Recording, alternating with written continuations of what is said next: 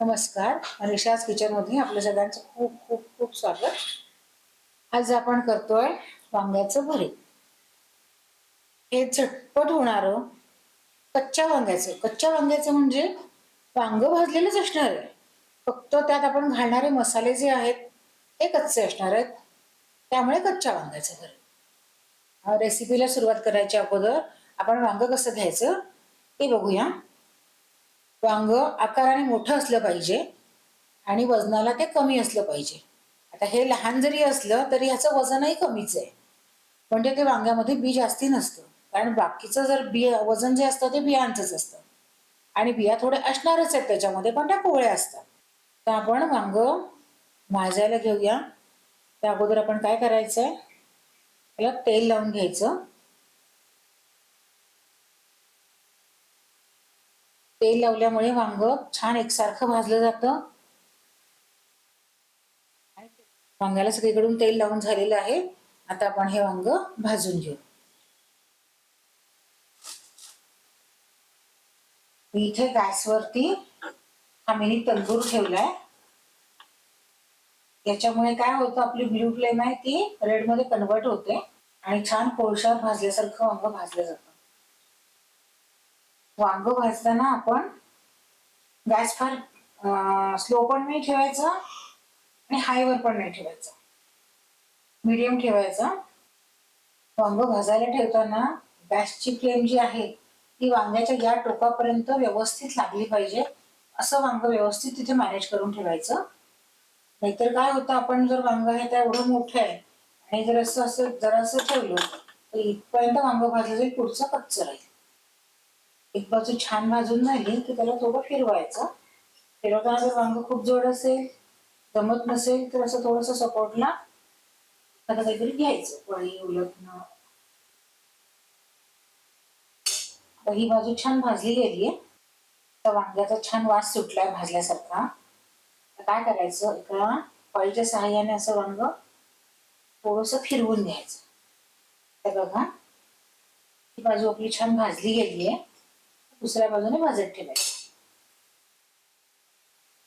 आता आपल्या एक बाजूने वांग भाजून झालंय. आपलं वांग लांब होतं पण आपण 2 पार्ट मध्ये भाजणार आहोत त्याला. तर आता काय करायचं, गॅस बंद करायचा,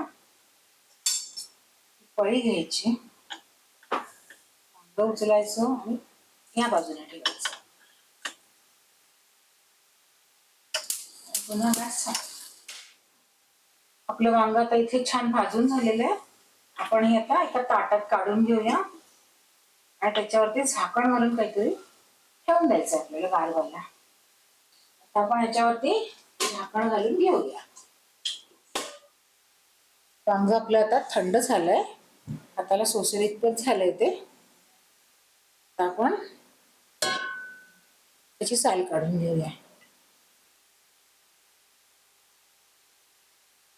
वांग्याचं हे सुटलेलं जे पाणी आहे भाजल्यानंतर म्हणजे ते आपण टाकून द्यायचं नाहीये, ते आपण भरितामध्येच घालून घ्यायचं. तर कचरा बाजूला करून घ्यायचा आणि आपण काय करायचं, हाताला पाणी घ्यायचं,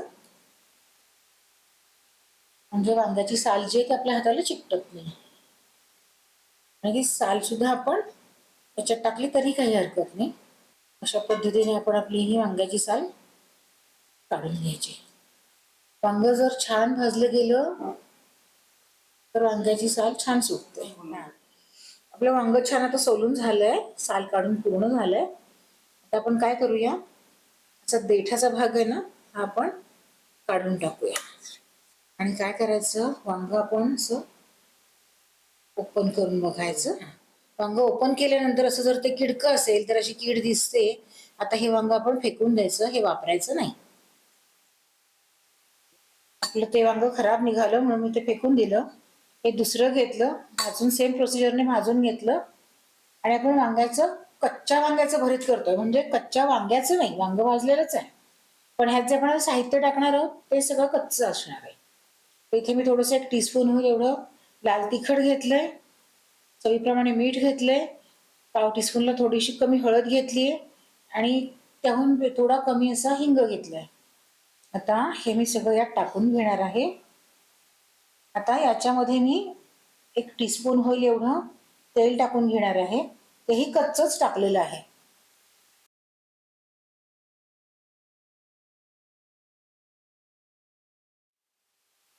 थोडीशी मी कोथिंबीर टाकतेय.